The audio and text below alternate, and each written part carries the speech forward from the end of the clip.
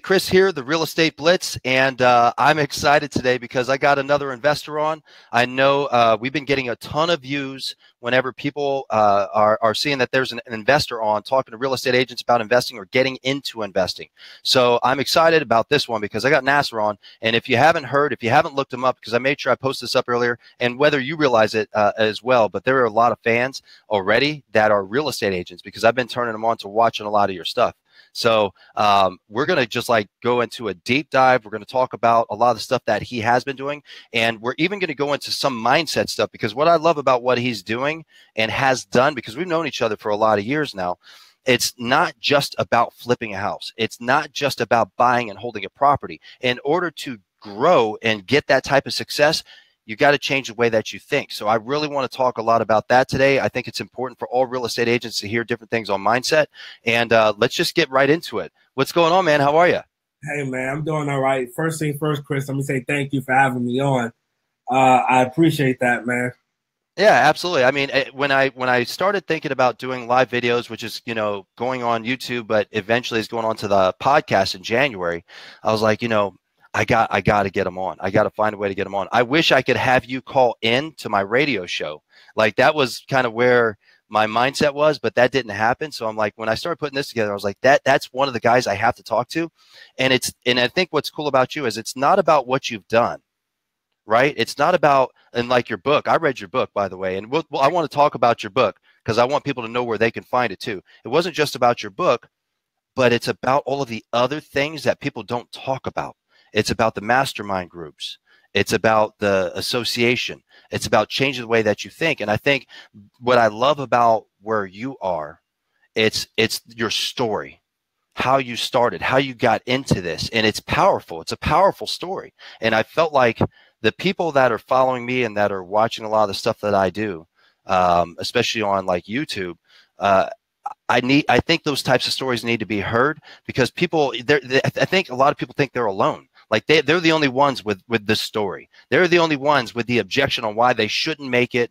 They're the only ones why they don't have an opportunity or a chance to really go big. And I think that's garbage. It's garbage. But that's just my opinion. So definitely want to talk about it. Okay, so for the people that don't know who you are, do me a favor. Go ahead and introduce yourself and tell them what you do. All right. So I'm Nasar. I'm the AKA the Real Estate Guru. And basically, I'm based out of Charlotte, North Carolina, and I'm about 95% wholesale. I build spec houses, and I do renovations sometimes.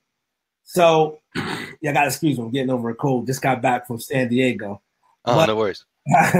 If you Google Real Estate Guru, and that's Duru, D-O-R-U, you'll see a lot of my stuff. I have a 24 when I was in New Jersey.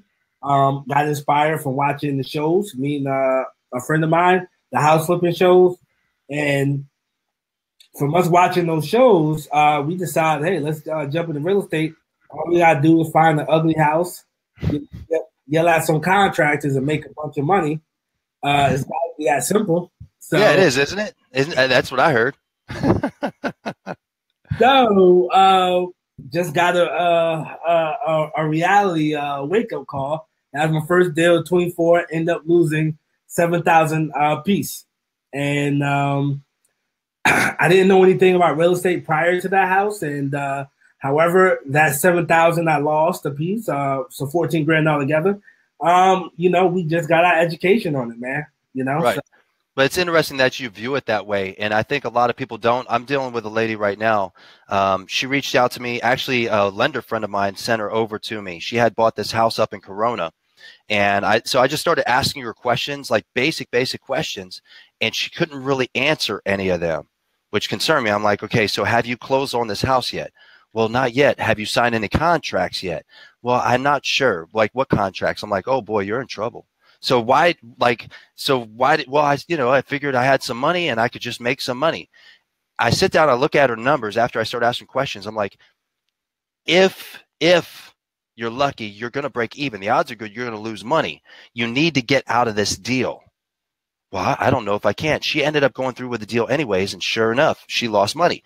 And she was pretty torn up about it. Says, look, you didn't lose that much. You lost about $10,000. What you need to do is change your mindset you got a $10,000 seminar in life. Like you did. A lot of people pay more than that to sit down and listen to somebody. I know friends, they pay $24,000 to hang out and listen to somebody talk for 3 days.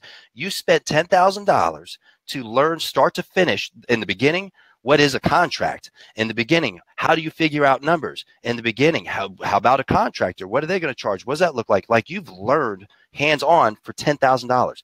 That's an education. It's not a loss. So I like that you said that. It's just a different perspective. Yeah, I mean, a lot of this, man, as you know this, man, the most successful people have a different kind of mindset that I had to pick up towards my late 20s because I didn't have it earlier in life.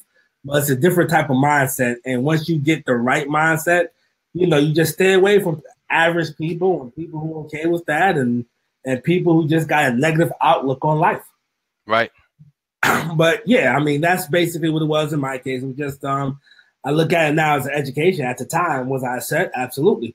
But picked things up, moved down to Charlotte, North Carolina in 2008. I had my bachelor's degree and got up in the workforce. And from going up in the workforce, I was in a call center. First call center I worked at was $10 an hour.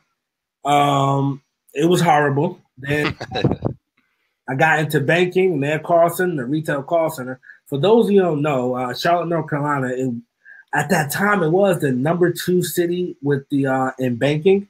#1 was New York. I believe it's like #3 now. But #3 in banking. So it's a lot of banks out here. That pretty much what runs the economy, banking. So with that being said, I was in the call center, working in the call center and working for a Fortune 500 company. And I stayed there for 2 years. And the site director recommended a book called Rich Dad Poor Dad. And that book right there changed my life, man. And it made me think and say, wait. Because one of the things he said that you were supposed to learn about real estate before investing in real estate. And I'm like, oh, I missed a whole step. Right. So I never learned about real estate. So, you know, after reading that book, it opened my eyes up. I joined the local RIA, found out about a RIA, joined the local RIA. And from I spent about 4 years in the workforce before in my last job I got fired from. And I've been full-time since September of 2012. Wow, man. You know, so you said a couple things there. The first one, you mentioned Rich Dad Poor Dad. It's almost like every person that I interview that is a real estate investor, that was their first book that they ever read.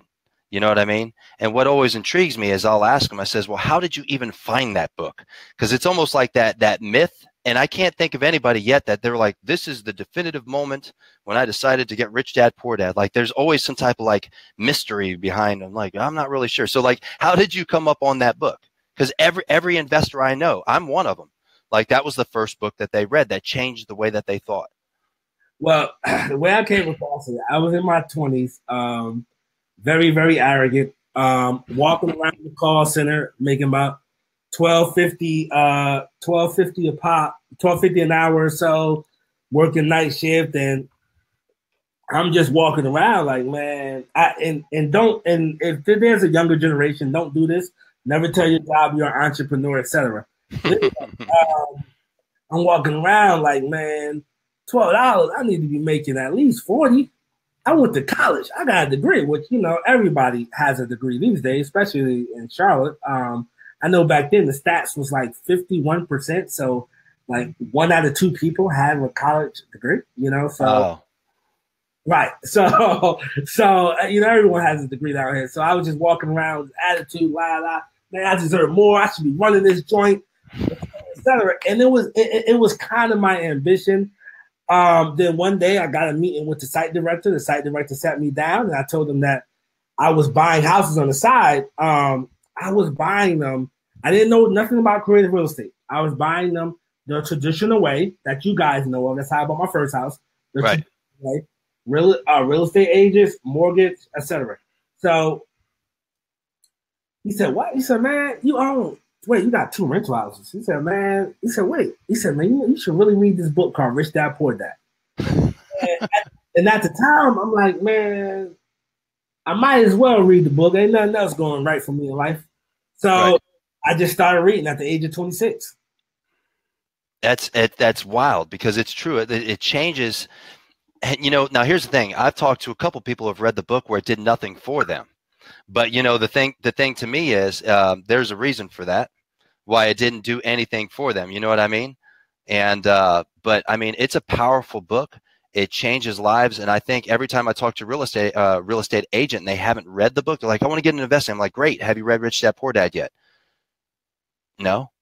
That's like, you have to start there. You have to start there. And there's so many other books past that, but that should be like the first, in my opinion, it's one of the first books that somebody should read. So, you know what I mean? Yeah.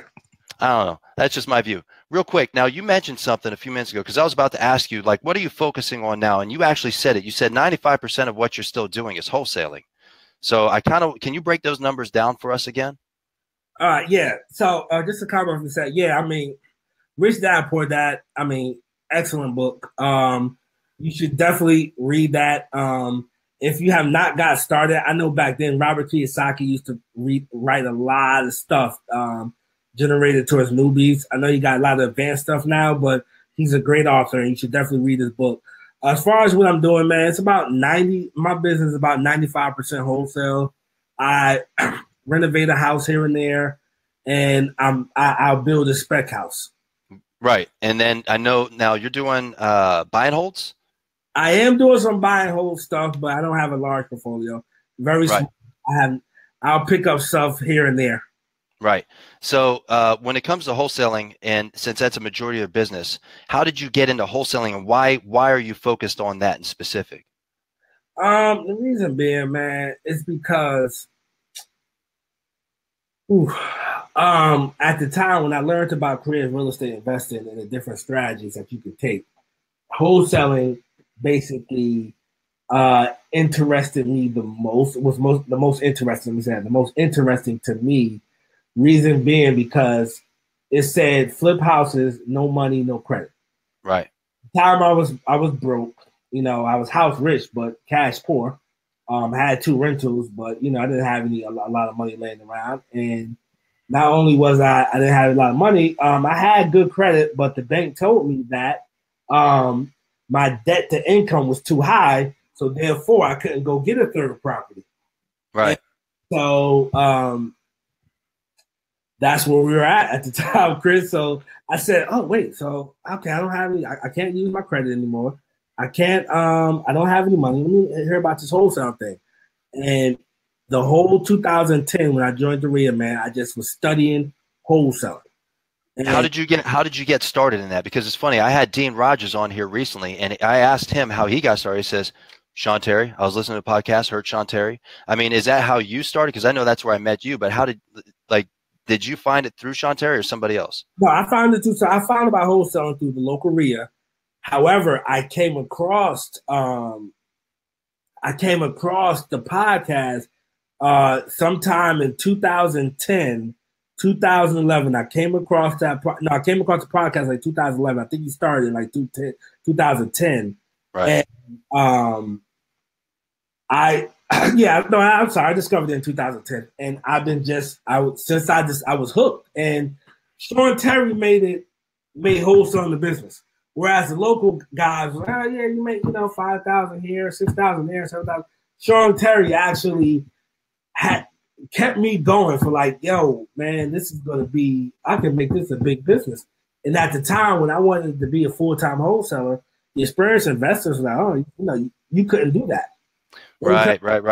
Because wholesaling is simple, but it's not easy. But they were telling me that you can't do that. It's hard going from deal to deal. But I've been able to get it done. Yeah, it's funny how that sorts out, because I remember, I started off as a flipper, and I remember the market was getting really, really tight because I'm in San Diego, and I was like, man, I got to find a way to get my own deals. And I was driving out to Yuma. I can't remember I was an active duty Marine still at the time. I was driving out to Yuma, and I was looking on my phone trying to find a podcast, anything on wholesaling. And then I came across Sean Terry because I had heard about it, but I didn't know what it was. And I listened to every podcast that he had that whole week I was in Yuma working. And then I was like, yep, this is how I'm going to figure out how to go find deals. So I started down the road with Sean Terry, ended up going out to the conference out in, was that Arizona? Went out there. Yep, went to Arizona. And that became part of the business. Then I adjusted a year or two later. I ended up meeting Michael Quarles. He owns yellowletters.com, that guy. And he started asking me questions and he was the one that started teaching me wholetailing. And I started doing that because I'm like, well, crap, I can actually knock down some of these other deals for more money. And then it just kind of progressed from there. But I still love wholesaling. If you do it right, and especially if you're a real estate agent, and I keep trying to tell real estate agents, if you understand how to be a decent wholesaler, your listing business will take off. Outside of just your listing business, your opportunity for income and income chunk money, that's the way I view it, is huge. Then you can get into some of these other things. And for me personally, I always viewed wholesaling as chunk money. It was my opportunity to take some of that cash, put it into other investments or other things I'm doing. Like right now, I mostly focus a lot on private money and investing. I give out my money to make money without having to do a lot of the work. But I always loved wholesaling specific. There's something pure about it, going out and finding the deals. Yeah, man. And let me say this, man. Back, because when you said that, and I wanted to make this a point. Okay, so first things first, Chris, thank you for your service. Thanks, man. Yeah, thank you for your service. But back when Chris was talking about the podcast, okay, when they were talking about the podcast back in 2010, 2011, right? At that time, you went on iTunes, it was less than maybe 5 real estate podcasts. Yep. At that time, it was less than maybe 5 real estate podcasts. So after you listen to all the Sean Terry postcards, you're literally rubbing your hands waiting for the next one. Yeah. There weren't a lot. Now, any topic and subject are over 100 podcasts. And I tell people, man, like, look, man, Chris, I swear I'm telling the realtor, look, stop listening to music. Start listening to podcasts when you're in your car. Listen to podcasts, because that's what I did. I said, okay, you want to be a successful realtor? Find a realtor podcast, because they have every topic. So you guys have an advantage over me and Chris due to the information. Some people might look at it as information overload, but if you understand opportunity, man, it's just you can grasp the information, apply it, and man, make your life better. Wow, that's powerful, because I mean, it's true. I remember, when I first started looking for information and looking for stuff, it just didn't exist. And even with books, there were no books that were really out there. And the real estate investment books that were out there, they were garbage. They didn't break down anything. And so I was having to get my information from the Norris Group. They had, and that's up in Riverside County, actually where I'm sitting right now. I'm in Temecula right now in my other office.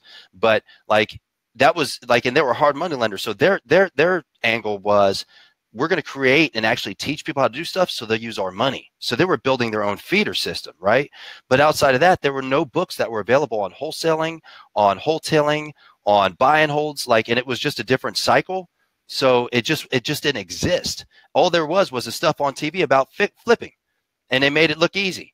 It was like, you just turn on, and of course it's funny because I watched some of the stuff. So out here in San Diego, a friend of mine is Chris Bedgood, wonderful dude. He had the show Flipping San Diego, right?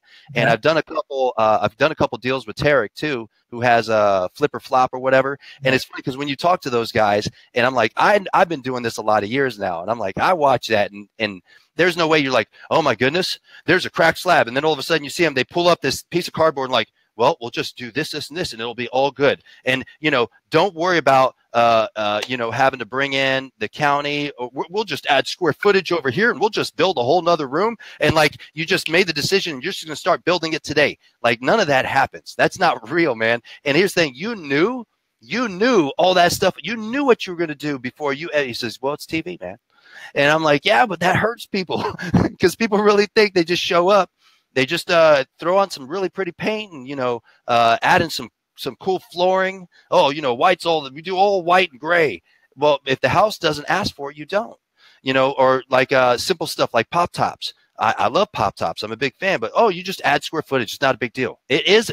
Yeah, it is. You don't just show up to a house and knock down stuff and start building it. They will shut you down. Right. I made a mistake. I remember because I didn't explain it to my project manager, pulling out asbestos hot product and throwing it right out in the dumpster right out front and just not caring. We got shut down and fined on top of that. You know, so there was no information. It's so cool that you mentioned that, because now there's everything. And even for myself, I listen at a minimum 2 podcasts per day. I read 3 books a month. I do 2 audiobooks at a minimum per month. Like, you can't, and I hear it all the time, well, I don't have enough time. I'm busy. I don't have enough time. I'm busy. Okay, so here then I agree with you. You don't have enough time. If you can't find a way to listen, hey, did you sit on the toilet today? Well, yeah, every day, 10 o'clock. I'm regular. Great. You should have been listening to something. You had time. All right. You had time. And if you're regular, you were there for at least 30 minutes. You could have got 1 podcast in. My kids, my oldest son, every night he sits down, he chooses the podcast that we're going to listen to while they're going to sleep. I started that when he was born. That's my routine. Every night, from the day he was born, I'm listening to something. That's my time to study and focus. Now, like last night, I was like, hey, Daddy, can we listen to Grant Cardone tonight? Yeah, son, absolutely. We're going to listen to Grant Cardone tonight. And that's his thing. He wants to listen to that content. I take him to Flips, my oldest son, my 5-year-old. He goes with me. He can walk through now because I've been taking him since he was 2. Water damage there. This is what this is. He can tell you the price of a kitchen, depending on what it looks like, how you could open up the walls to adjust it. And that's the difference. There's so much information that if you want to get into investing or to become a productive real estate agent, there's no excuse anymore. And anything you want. So like me, I'm starting to learn about YouTube. And here it is. I was like, well, I guess I'll just figure it out. It hit me last week. And here it is. I got almost 200 videos on my YouTube channel, right? Bought one book is the only one I could find. I wonder if there's a podcast. Dude, I've been doing nothing but listening to YouTube podcasts. I'm like, I'm doing this all wrong. I broke it, but that's all right. Yeah. There's so much information and it blows my mind. And, there's no excuse. That's what I'm kind of getting at. And you said it best. That's powerful what you said. Yeah. There's no excuse unless you want to make it. People find excuses, but there's really no excuse. I mean, if the information's out there, you want to get started. Well, you put out a lot of information too. So you put up a lot of stuff. I've seen it on BiggerPockets plus your book. So tell us, I'll say 2 parts to this. I saw you used to put out like a ton of information. You were always engaged, and then you had adjusted. And I'm on your personal page, so I saw why you adjusted. It made sense. And then now I see you're adjusting back to where you were. So with you contributing and all the information that you're putting out, tell us what was your direction, and why were you being a contributor on all these different spaces? Okay, so yeah, I'm still a contributor on BiggerPockets. I blog for once a month, but a few years ago, before I joined this high-level mastermind that runs about $20,000, and it's one of those masterminds that do not take your money. You have to actually qualify. You have to apply. He turns away more people than he accepts. So it's one of those type of masterminds, not like one where they just, oh, you got $20,000, hey, take you in, Right, they're out there. Yeah, so it's a high level one. Fortunately, somebody put a good word in, and fortunately, somebody put a good word in for me, and that person put a good word in, and I was able to get accepted on the Rising Star program, which is a program that I wasn't able to present, but I was able to sit into the meetings. 20K, wasn't able to speak. You go to your first meeting, it's free. No hard sell at all. You go out there and let them know if you want to do it or not. So I said, man, this is the room I need to be in, because these guys were making 6 figures a month. Right. At that time, I was probably making low 6 figures a year. They were making 6 figures a month. Majority of guys in the room have 7-figure businesses. And I just sat through there, man, and just got uncomfortable. And I realized all those guys got to where they were because they focused on one thing. And that's one of the things that the person who runs that group always say: the riches or the niches, focus. Focus will make you rich. Focus will make you rich. Right. And here it is. I was over leveraged myself, man, just trying to do so much, man. I wanted an education business. I wanted a new build business. I wanted a big rehab business. I wanted a big wholesaling business. Well, all I had to do was just start with one, automate that, and then move on.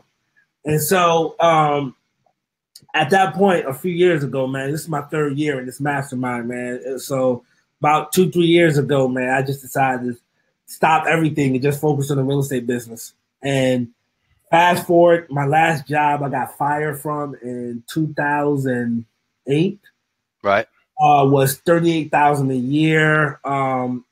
This year so far, I still got 2 weeks left, so don't count me out, guys. But I got a gross income of $930. So gross income of like $930, man. So yeah. you're just above me by like $10,000. But that's smart, you know. So why did you start coming back towards really being, you know, putting yourself out there? And plus, you know, I saw one of them, you're doing a charity too, which I thought was really cool. I watched that. So what's bringing you back? I kind of wanted to give back, man. Just kind of wanted to give little tidbits. I'm 34 now, man, and I see a lot of people who are just discontent with life. Okay, discontent with life. They want to travel more. They want to do more for their families. They want to take care of their kids, etc. And I said, you know what? I'm not gonna really go out of my way and, you know, record YouTube videos. So what I'll do is I'll just do it all from the Facebook Live space, man. And that's just what I've been doing, man, and just recording videos on Facebook just to give back to people and hopefully be a positive impact on people.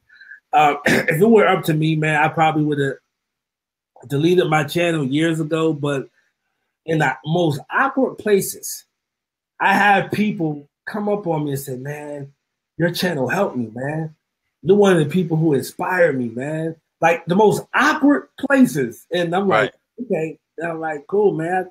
You know, people twice my age telling me how I inspired them to want to be a full-time entrepreneur, et cetera. Just coming up to me, man. So, you know, I decided to keep it out there to help people and just to put something positive and people's life. I mean, me and you, Chris, we're at the point whereas we're surrounded by positivity. And if there were somebody that were negative, we would just remove ourselves from it. Right. But a lot of people don't have access to that.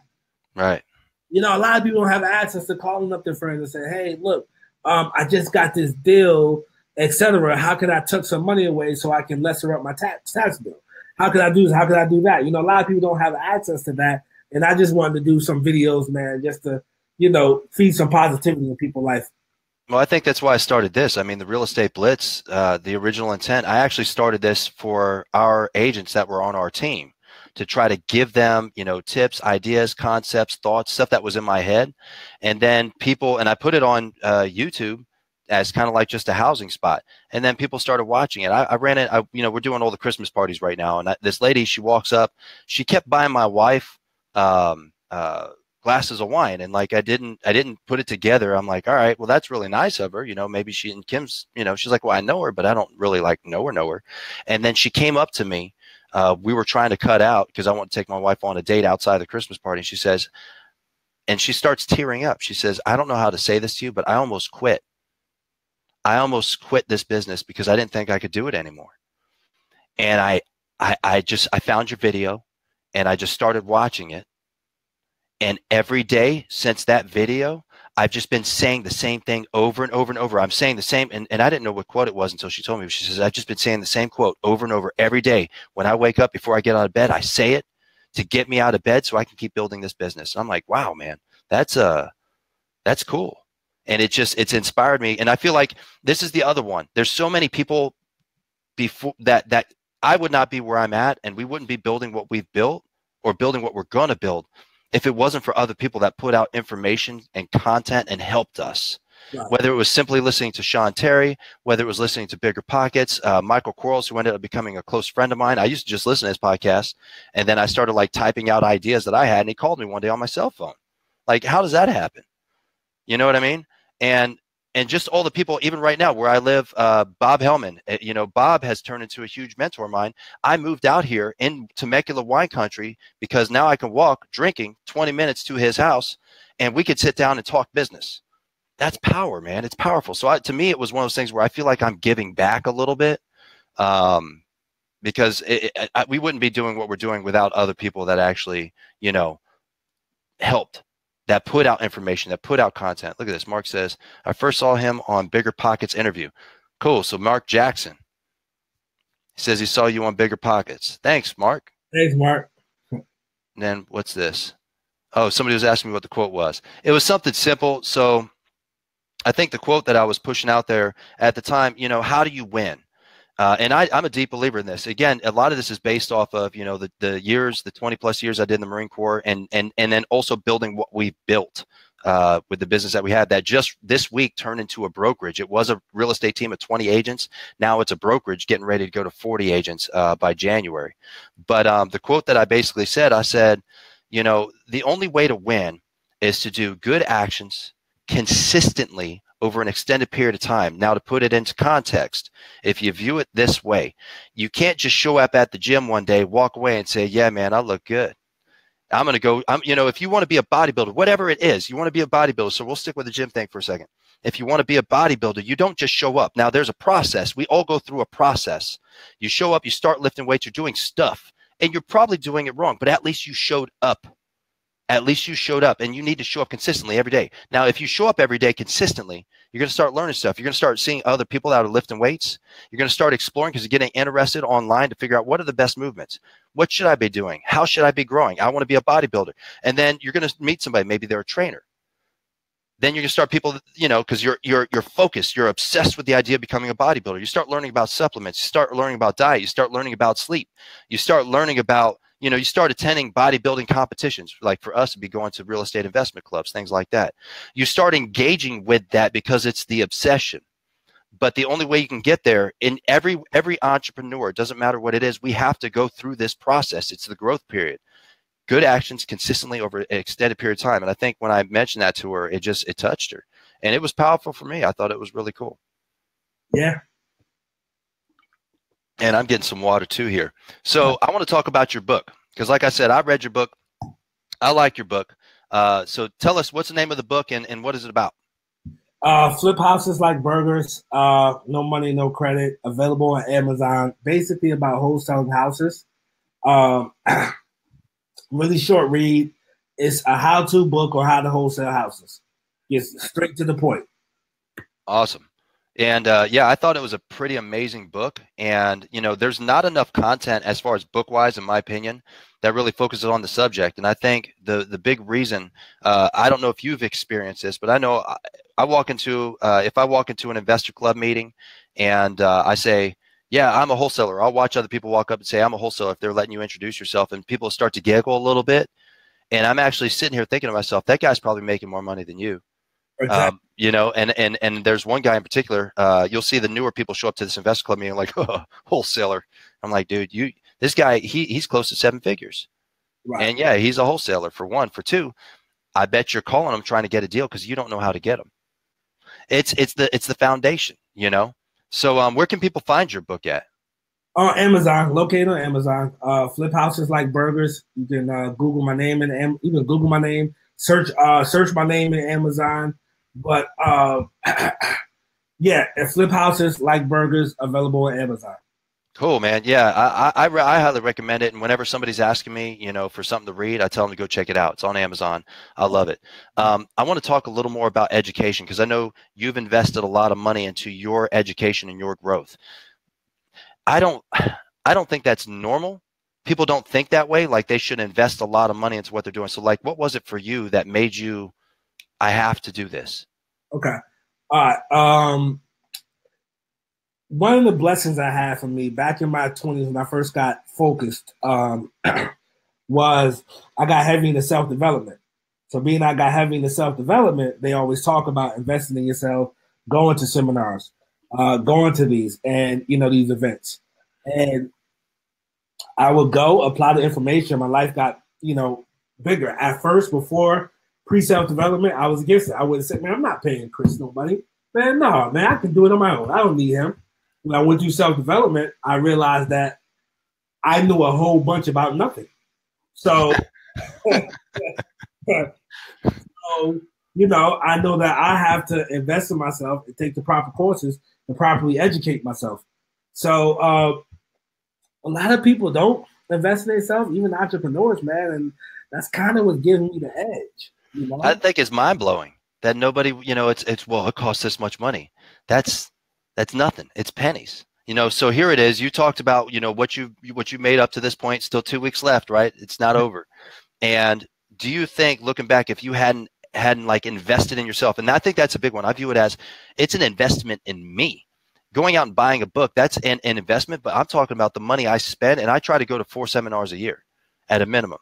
That's an investment in me. And the reason why is because I deeply believe I create my own economy. That's my view. I create my own economy. You know what I mean? So why wouldn't you want to invest in the thing that's going to create your own money? Okay. It's a no-brainer. Let me say something, Chris. Okay, so the current mastermind I'm in is $20K. I'm not saying everybody has to go jump out and do that. I would recommend you doing a seminar, start with once a year, With this particular mastermind, I have to get flights 4 times a year to wherever we're meeting at and get a hotel room. And sometimes I'm responsible for dinner, lunch, breakfast, etc. You know what I mean? Sometimes they pay for it, whatever. Okay, that's 20 grand for 1 year. Okay, one relationship in that particular group put me in a situation where I grossed 240 on one deal. Okay, 240K on one deal. All right, so $250,000 one deal from just spending 20K a year. Now, I hear people talk to me, people ask for my advice. I hear people. I'm 34, so there's a conversation of, hey, I'm thinking of going back and get my MBA, and people want to go get their MBA at a top 10 school, because the ideology is if I go to a top 10 school, more than likely the employer will hire me. To get an MBA at a top 10 school, you're looking at a minimum of probably 120 grand for 2 years. Seen some of them 150, seen some of them go over there if you want to stay on campus. Some of those top 10 programs don't allow you to work. I think this is the first year. Some don't work. Yeah, the first 2 years. Okay, so let's look at it like this. No one would blink an eye if I said, hey, look, I'm going to go, I want to go to this top 10 MBA program. I'm going to spend $150,000. I'm taking out a loan, and then I'm going to go beg someone for a job, or hope that my current job hires me back and gives me a promotion and pays me what I deserve at that point. Still told what you're worth, mind you. Still told what you're worth. Okay. People will say, oh, okay, yeah, go to my MBA, great. Yeah, all right, good, cool. But when you present and say, hey, let's fly out to the seminar is $497 for 3 days worth of all content. Oh, no, that's a scam. You just have to change your mindset, man. Right. Mindset, man. So, some people in the corporate world go back and get $150,000, degrees, and we go to seminars to boost to add an extra zero to our income. So just look at it like that. That's right, man. And I think that's what I ended up realizing. And I'm already scheduling my 2018 seminars. I sat down. I already booked one. I think it's in May in Colorado. And I hate being cold, but I'm going to go. I was like, can't we get like closer to summer? But, I'm going to go just because the opportunity that I see at that one, and I'm booking 2 more, and I'm going to the Grant Cardone one too. I'm supposed to book that this week, actually. Shoot, I think I'm supposed to do that today. I think it's on my to-do list for today, but to me, it's a no-brainer. I did one just 2 months ago. It was like, I think I ended up spending a couple $1,000, and it's like, well, why would you do that? Why are you spending that much money? Because I'm chasing commas. That's why, and I'll answer your question with a question. Why are you still only making $60,000 a year, but still running around with that new Breitling and talking about how cool your car is, but you can't afford either one? But good on you, real quick, because it looks like a couple people are putting in stuff. So I always like to I always like to show this. It looked like Todd had jumped on here. He says, do you know why most people fail? It's because they think they know, but they don't really know. Quote from Les Brown. Love Les Brown. Let's come up here real quick. Says, oh, look at this. So Sam wanted to say hi to you. He says, Nasar's a dude. Happy holidays. Appreciate that, Sam. Let's see. We got something else. I haven't read this one yet. Let's look at this. Hashtag facts. Best investment you can make is in yourself. Return on it is infinite. Just dropped 1.5K on sales training up in Florida for next month. Shout to my dude. Right on, man. Look at that. Shout to my dude, Nasar. That's fantastic. Yeah, you got a good following. Yeah, thank you.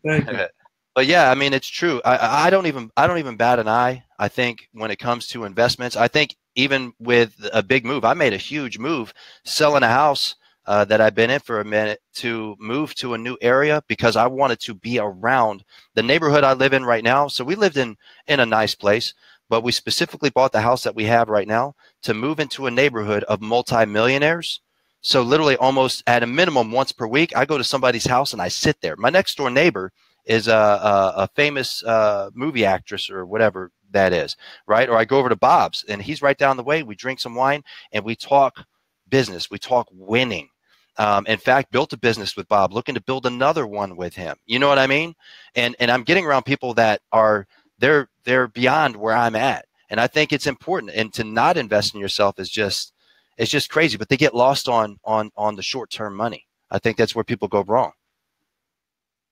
You know? So I want to ask you, speaking of that, when it comes to, and because we're almost out of time, because you deeply believe in this and it's really changed your life, what would you recommend, whether it's an agent that wants to be an investor or a real estate investor, what education would you recommend to them right now? What things should they be exploring or looking into?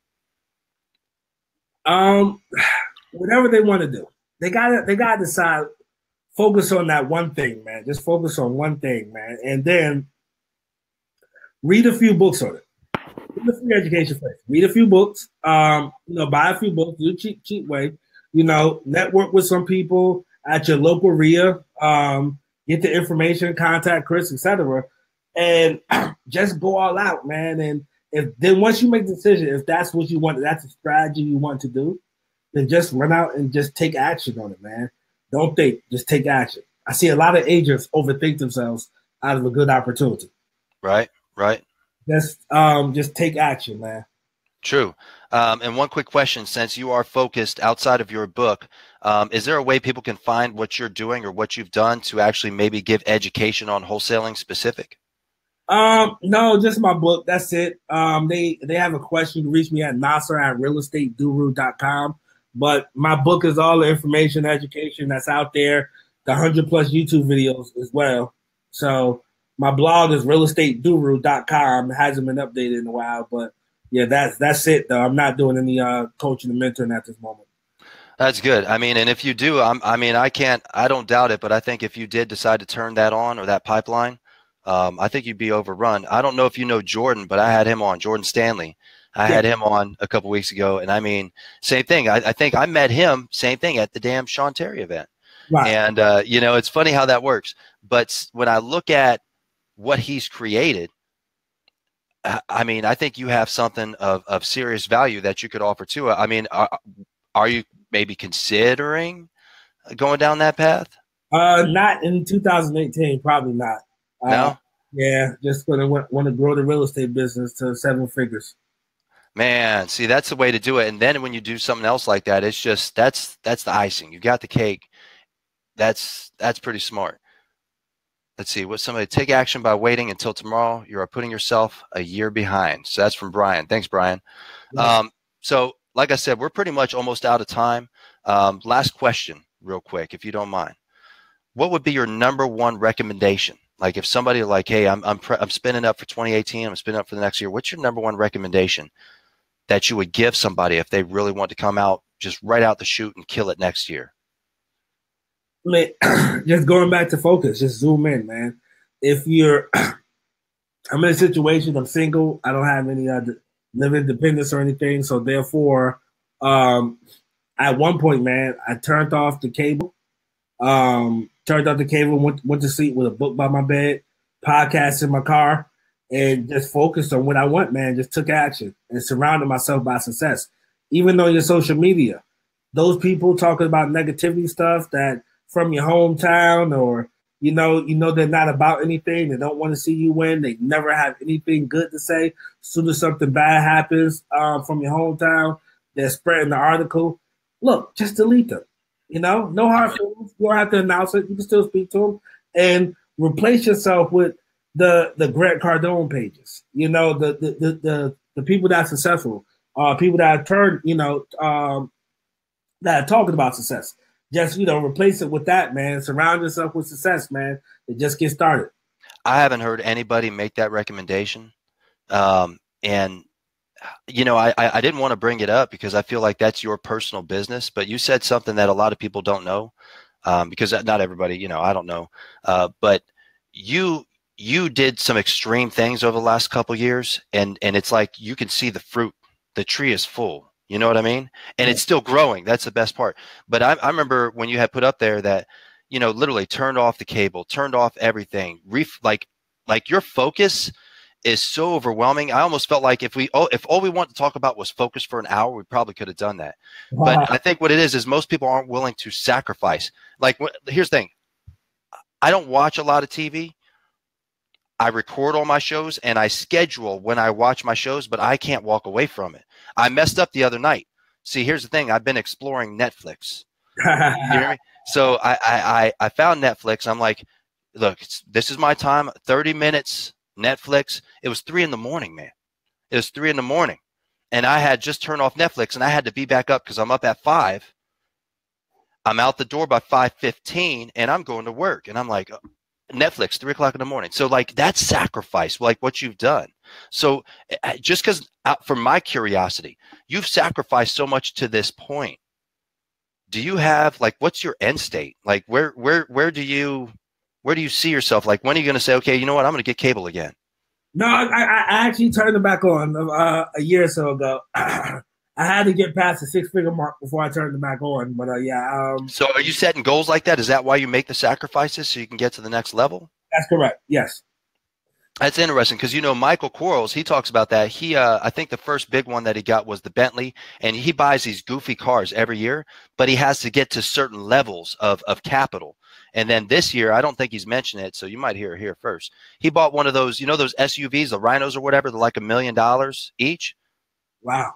Yeah, so that's he got it on order right now. Wow. Right. So, but his thing is there's a certain amount of capital he has to create in order to have that. So I'm built a little bit differently because I'm not really into stuff. I'm not a big stuff person. Yeah. To me, it's more of an obsession, and I'm trying to create capital to create capital. I get a kick out of that. So I'm not built off of like a reward situation. So just because I want people to hear this, because I want people to know how other people think. So you make these major sacrifices that the average person wouldn't do.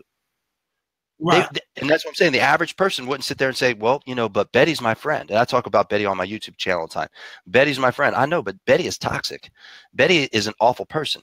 Betty only wants to talk about stuff. So you're like, well, I like you, Betty, but you know what? You just got to go. And you cut them out. I like TV, but I can't do that. So what's your sacrifice you're doing right now to go to the next level, to get to the 7-figure mark?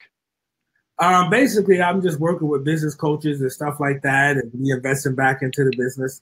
Those are my sacrifices right now. I watch TV now, but I schedule it, like you said. So I record it and schedule it, watch it on my time. But nothing major like it was when I first got started, man, because I looked at it like this. If I don't do this, then in X amount of years, I'll either be back at a job or still at a job. So right. I just had to do what I had to do to make it, work for me. Right. I hear you. What is this? Somebody here, let me see this. I put up one more. It says, this is Sam again. Once I gave up television, I knew I was serious about this. Only time I watch TV now is when I lay down to sleep, period, or when Steelers are playing. All right. Steelers are looking good, too, this year. I know so many people who don't have time for anything, including their kids, but they never miss Maury Povich or Jerry Springer. Look, that's true. They won't sit there and give their energy to their kids, but they'll sit there and play Candy Crush all night, Yeah. Yeah, you got to turn it off. I agree with you, man. So, oh, and then it looks like one more person says great stuff. But look, man, I appreciate you taking the time because we're pretty much out of time. And I got 2 more appointments today, so I'm out here trying to make my money. I'm running to January. I don't care what anybody says. My wife's like, "Oh, we're going to take time off." Yeah, on Christmas. But you know, with Christmas, because I work weekends too. But that's my choice. That's my choice. We just created a new brokerage. I got a lot of stuff going on, and I'm trying to prep for first quarter because I don't know how it is in Charlotte, but first quarter is slow. Yeah. First quarter is like it's like death. So my work now ensures I have a consistent first quarter, so I can take off in 2018. Right. So yeah, I'm just grinding right now until January. But I thank you so much for coming on, man. I almost want to like. I wish we could do one like it'll probably be like 15, 20 minutes down the road where it's nothing but wholesaling. Nothing but wholesaling. 15, 20 minutes of you just running after it. Or if you have content, I would love to. I might go and check it out and I'll just share it onto my YouTube page and just put it out there because I love what you're doing and I appreciate you taking the time to speak with me. Is there anything else if people want to get a hold of you? I know you mentioned it. Can you mention one more time how people can reach out to you or find you? Nasar at realestateduru.com. You can Google real estate guru. I have over 100 videos on YouTube, etc. Awesome, man. Hey, thank you again. I appreciate it. And for everybody watching, same thing. Do me a favor, like, share, comment. You know, I keep hearing all the time, I'm getting so much from watching videos. Do me a favor, share it out there. Don't be greedy with this information. If you got something out of watching this today, give that, hey, it's a holiday season. Give the gift of this video, right? So pass that out there. Go check out the YouTube station, the Real Estate Blitz. Go check out Facebook. Facebook is blowing up in a huge way. I think we just went over 36 or 37,000 people on there. The Real Estate Blitz on there. The podcast coming out. We're already prepping and putting everything. That's the daily videos that I put out every day. That's showing up on SoundCloud. iTunes is going to be hitting in January. So everybody, thank you so much for watching. Appreciate you. I don't know. I'm pointing. I don't know if you could see me there, something like that. But I appreciate you for coming on, Nasar. I really do a lot. And that's all I got today. I hope everybody got something out of it. And we'll see y'all later. And if you hold on for a second, I'll talk to you once I end the broadcast here. All right.